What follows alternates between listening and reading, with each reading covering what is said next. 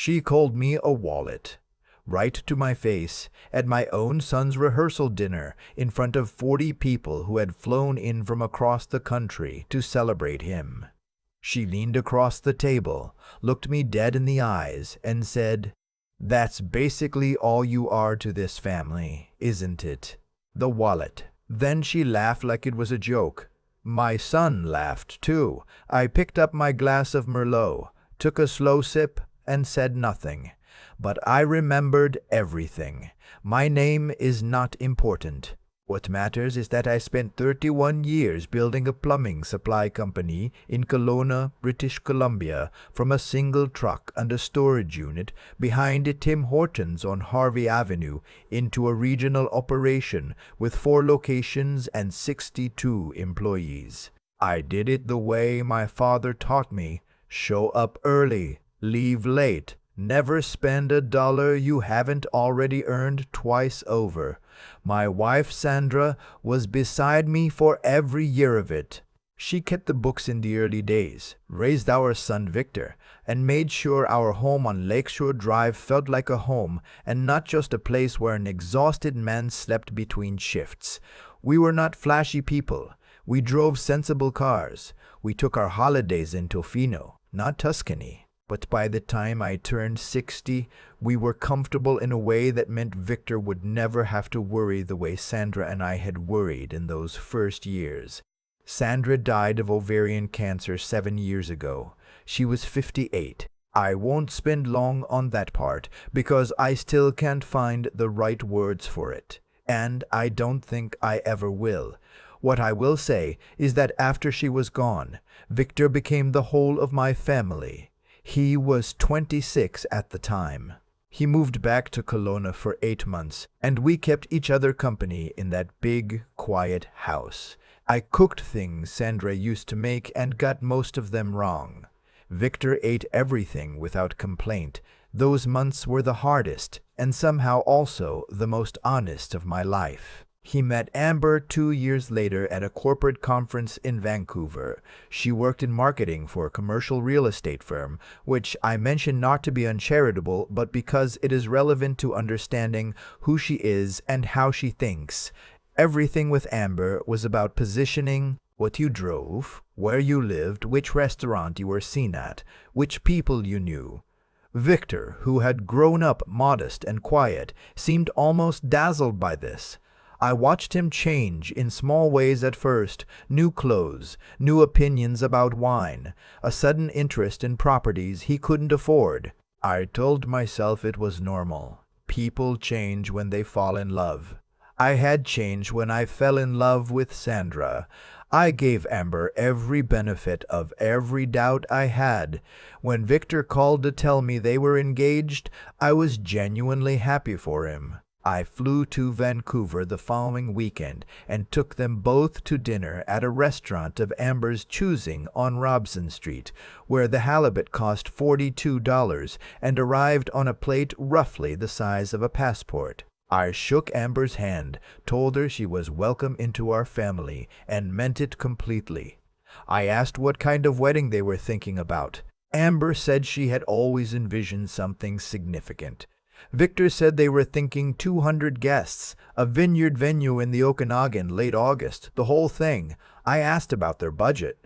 There was a pause, the particular kind of pause that answers the question before any words do. Victor looked at his plate. Amber looked at me. "We were hoping," she said, "that you might want to be involved." I was involved. That is the precise and accurate word for what I became over the following 11 months. I paid the venue deposit at Summerhill Pyramid Winery, $12,000. I covered the catering contract, which came to $38,000 for dinner service, appetizers, and the late-night station. I paid for the photography and videography package, the florist, the tent rental for the outdoor ceremony, and the shuttle service running guests between 3 different hotels. When Amber said she had found her dress at a boutique in Gastown for $4,400, I wrote the e-transfer without being asked twice. When her parents, nice, ordinary people from Saskatoon. Her father, a retired school teacher, her mother, a dental hygienist, said they felt uncomfortable with the scale of everything. Amber told them not to worry because Victor's dad has it handled. They called me to apologize. I told them not to. I meant that too. What I did not pay for was silence. I was not buying silence or approval or Amber's affection or any of the things people sometimes buy without knowing they're shopping. I was paying because Victor was my son, and I wanted his wedding to be beautiful, and I had the means to make it so. That was the whole of my reasoning. I want to be clear about that. The rehearsal dinner was held the evening before the wedding at a private room at Waterfront Wines in Kelowna. I had reserved the space and ordered 3 courses for everyone, 41 guests in total, family and the wedding party. That was the evening Amber made the wallet comment. As I said nothing. My friend Gord, who had been my accountant for 20 years and was seated to my left, leaned over after she laughed and said quietly, "Did she just say what I think she said?" I told him I wasn't sure I'd heard correctly. I had heard correctly. I just wasn't ready to know what to do with it yet. The wedding day was a Saturday. August, hot, the kind of Okanagan afternoon that smells like pine and warm grass and the particular sweetness of the valley in summer. Sandra would have loved it. I wore the gray suit she had picked out for me 3 Christmases before she died. She had bought it 1 size ahead, saying I'd grow into it, which was her gentle way of telling me I needed to eat better. It fit now. I thought about that while I was getting dressed in the morning. The ceremony was at 4 o'clock. 208 guests in the end, not 200. I stood in the front row and watched my son marry a woman who had called me a wallet 15 hours earlier, and I smiled because that is what you do. The vows were lovely. Victor cried. I cried. Amber looked beautiful, and I told her so at the receiving line, and she thanked me and squeezed my hand. And for a moment I thought perhaps I had imagined the whole thing or taken it out of context. I had not taken it out of context. I had not taken it out of context. I found that out approximately 90 minutes into the reception. I was standing near the bar with Victor's old university friend, having what I thought was a normal conversation, when Amber appeared at my elbow. She had changed out of her ceremony gown into a shorter dress for the reception. She was holding a glass of champagne and smiling the particular smile she used when she wanted something. She asked if we could speak privately for a moment. We stepped outside onto the patio overlooking the vineyard. She did not waste time. She told me that she and Victor had been talking and that they had decided it made the most financial sense for them to move into my house on Lakeshore Drive. The house was too large for one person, she said. They were newly married and needed a proper home to start their life together. I had plenty of capital in the property and could easily find a nice condo. Something low maintenance, she said, better suited to a man my age. She had actually looked into a few options in the Pandosy Village area. She said she thought I'd be happier somewhere I didn't have to worry about a yard. I looked at her for a long moment. The vineyard stretched out behind her in the late afternoon light, the rows of vines tidy and perfect. I asked her if she had discussed any of this with Victor before today. She said they had discussed it together and were aligned. I asked if today, their wedding day, the day I had spent over $100,000 helping to create, was really the moment she had chosen to have this conversation. She said she thought it was a natural time, a new beginning for everyone. She said she thought I would want to do what was best for Victor. I said very calmly that I needed to think about it. Then I excused myself, walked back inside, found Gord near the dessert table, and told him we needed to step out to my car for 10 minutes. Gord has known me for 2 decades. He took one look at my face and said, "I'll get my jacket." We sat in my Silverado in the parking lot for 12 minutes. I told him everything. The conversation on the patio, the wallet comment from the night before, the full shape of what I was now understanding. Gord is not an emotional man. He listened without interrupting, which is one of the things I have always valued about him. When I finished, he said, "What do you want to do?" I said I wanted to protect what Sandra and I built. He said, "Then let's talk about how to do that." The next morning, a Sunday, I called my lawyer in Kelowna. Her name is not important, but she is excellent at her job and has handled my business affairs for 16 years. I told her I needed to review some documents and accelerate some changes I had been considering for a while. We met Monday afternoon. By Wednesday, I had taken steps that I will not describe in full legal detail here, but which meant that my house, my investment accounts, and the majority of my business interests were formally restructured in ways that required my involvement and consent for any disposition. Nothing that Sandra and I had built together could be transferred, leveraged, or inherited without a process that I controlled completely. I also called Victor. That conversation was the hardest thing I have done since Sandra's funeral. He was defensive at first, which I had expected. He said Amber had just been trying to think practically. He said I was being oversensitive. I listened to all of it. Then I told him quietly that I had spent $114,000 on his wedding. I told him that I had done it gladly because I loved him and wanted his happiness. I told him that his wife had called me a wallet the night before the ceremony and had asked me to leave my home the day of his wedding. I asked him which part of that I was supposed to find reasonable. There was a long silence. Victor said, "She didn't mean it like that." I said I hoped he was right.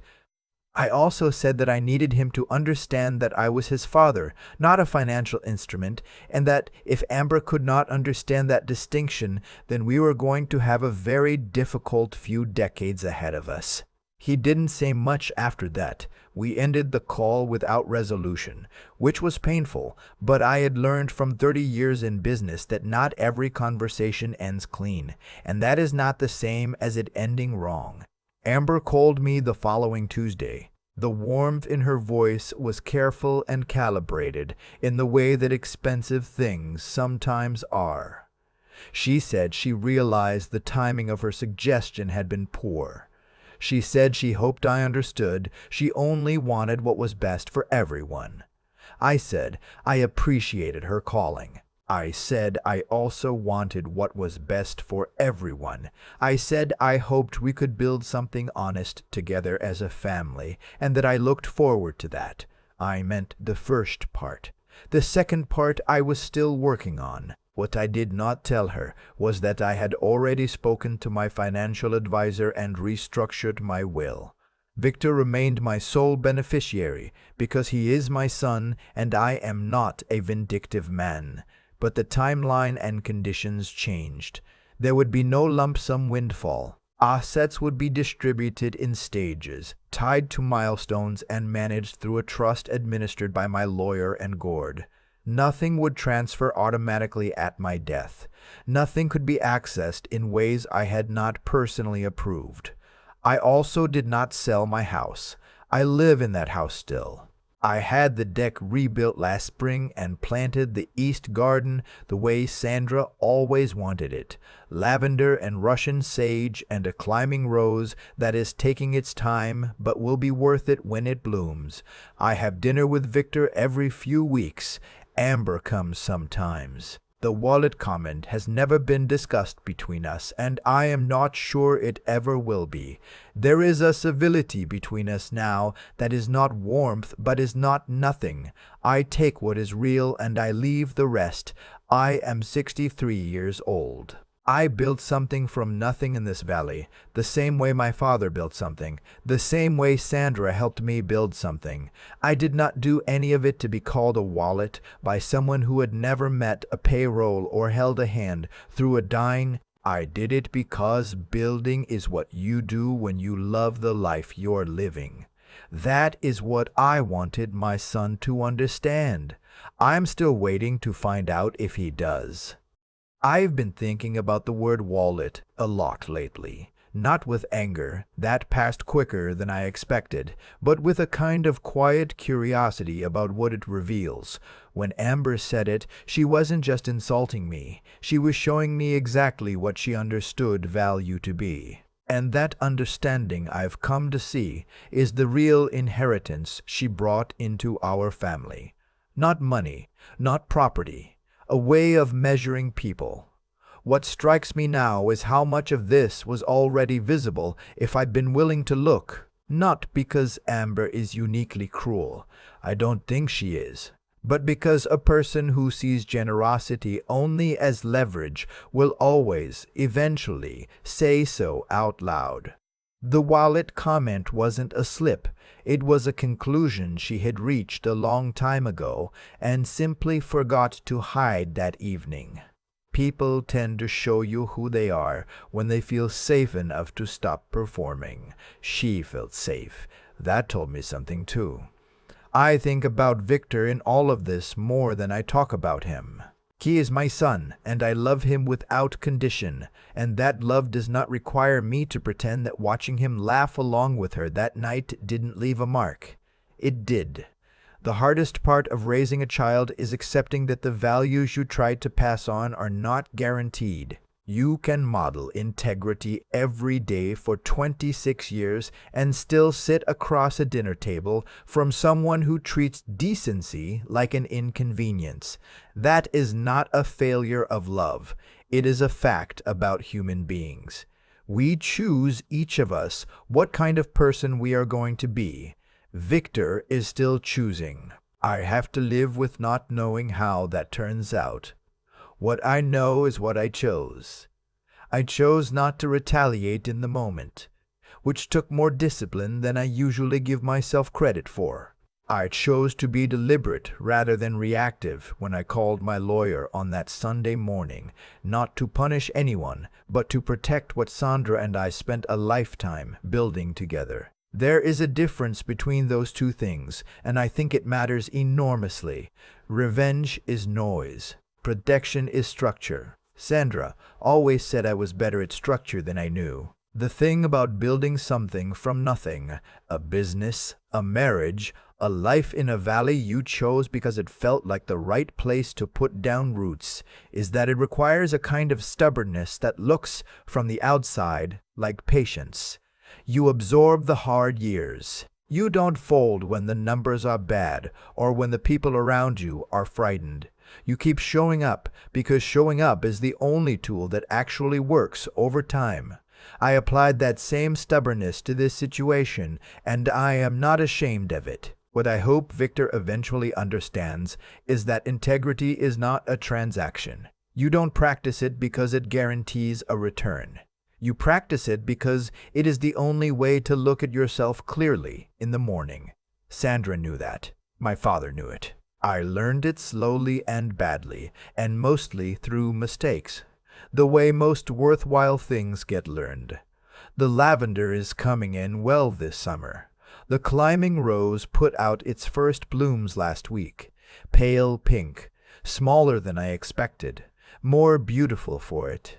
Sandra would have been pleased. I stood on the deck for a long time looking at it, and I thought, this is what you build toward. Not the money, not the property, not the last word in an argument you didn't start. Just this, the quiet, at the end of a day you can stand behind.